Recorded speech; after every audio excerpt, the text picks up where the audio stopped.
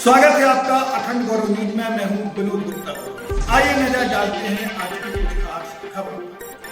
प्रजापिता ब्रह्मा कुमारी ईश्वरी विश्वविद्यालय के तत्वाधान में आयोजित द्वादश ज्योतिर्लिंग मेला में आज छठवें दिन किसान भाई बहनों के लिए सम्मेलन रखा गया।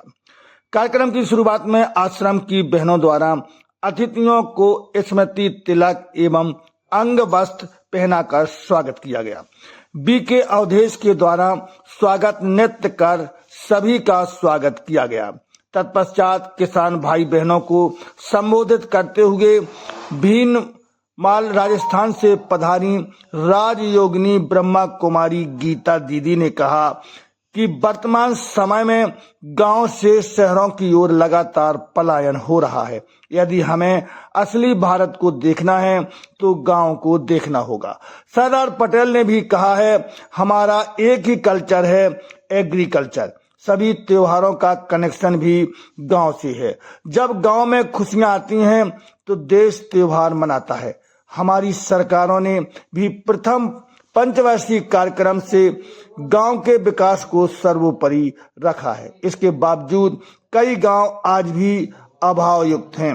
वहीं कुछ गांव आदर्श गांव भी बने हैं। 2026 के वर्ष को संयुक्त राष्ट्र संघ ने महिलाओं और किसानों का वर्ष चुना है। गांव में संभावनाएं अधिक हैं पर उस तरह के उद्योग धंधे नहीं हैं। आज संसाधनों की कमी नहीं है, बस अच्छा काम करने के लिए अच्छे संकल्प की आवश्यकता है। दीदी जी ने गांव एवं भारत की प्राचीन व समृद्धशाली संस्कृति के बारे में बताते हुए कहा कि आज भी गांव में दिल खोलकर स्वागत किया जाता है। कभी हम सोच में बहुत रिच थे, कहाँ सोमनाथ का वैभव था, कहाँ नालंदा विश्वविद्यालय का विशाल पुस्तकालय जिसमें इतनी किताबें थीं कि आग लगाने पर 3 महीने तक धधकती नहीं।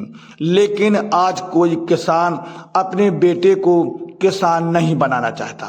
हम अधिक फायदे के चक्कर में भैंसों को ऑक्सीटोसिन इंजेक्शन दे रहे हैं, जिससे त्वरित फायदा तो है परंतु दूरगामी परिणाम बहुत भयानक हैं। कहते हैं कि मानव का जब विवेक का नाश होता है तब सृष्टि का नाश होता है, ऐसा गीता में लिखा है। उन्होंने महामहिम राष्ट्रपति द्रौपदी मुर्मू का एक उदाहरण देते हुए कहा कि महामहिम ने स्वयं कहा था कि जब उनके पिता लकड़ी काटते थे उससे पहले वह उसे प्रणाम करते थे और क्षमा मांगते थे। यह प्रकृति के प्रति प्यार दर्शाता है। आज हम डीएपी यूरिया का अधिक उपयोग कर रहे हैं जो जमीन के लिए बेहद हानिकारक है। आज अनेक बीमारियों का कारण अत्यधिक रसायनों का छिड़काव है। आज हमें जैविक एवं यौगिक खेती की आवश्यकता है। भारत सरकार भी इस पर काम कर रही है। ब्रह्मा कुमारी के मुख्यालय माउंट आबू में प्योर यौगिक खेती होती है जिसे जीरो बजट माउंट कहते हैं, जिस पर सरकारें रिसर्च कर रही हैं। आज खेती में सुधार और पारंपरिक उद्योगों को बढ़ावा देने की आवश्यकता है।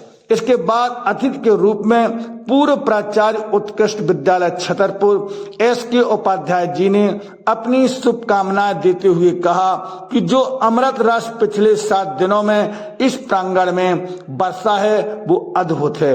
उन्होंने संस्थान की प्रभारी बीके शैलजा दीदी को भी धन्यवाद देते हुए कहा कि दीदी हरदम कुछ नया करने का प्रयास करती हैं।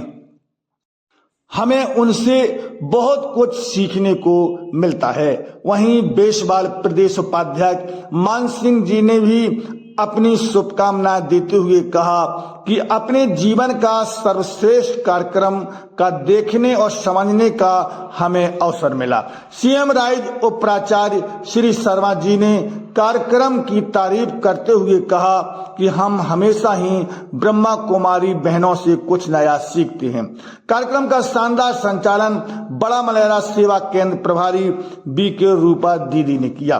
तत्पश्चात आदरणीय गीता दीदी द्वारा सभी को ईश्वरी सौगात दी गई। इसके बाद उपस्थित जनसमूह ने मिलकर 12 ज्योतिर्लिंग की संध्या बेला महाआरती की। मेला प्रारंभ दिनांक से प्रतिदिन कोई ना कोई सम्मेलन आयोजित किया जाता रहा। घर बने मंदिर विषय को लेकर महिला सम्मेलन किया गया। व्यापारी सम्मेलन में एक संगोष्ठी का भी आयोजन किया गया था। पत्रकार सम्मेलन भी किया गया। ब्रह्मा कुमारी द्वारा नशा मुक्ति, सामाजिक कुरीतियों को समूल नष्ट करने हेतु जागरूकता कार्यक्रम भी कराए जाते हैं। ब्यूरो रिपोर्ट, अखंड गौरव। हमारे यूट्यूब चैनल को सब्सक्राइब, फेसबुक पेज को फॉलो करें, वीडियो को लाइक, कमेंट और ज्यादा से ज्यादा शेयर करें। खास खबरों के लिए देखते रहिए अखंड गौरव न्यूज़, सत्य।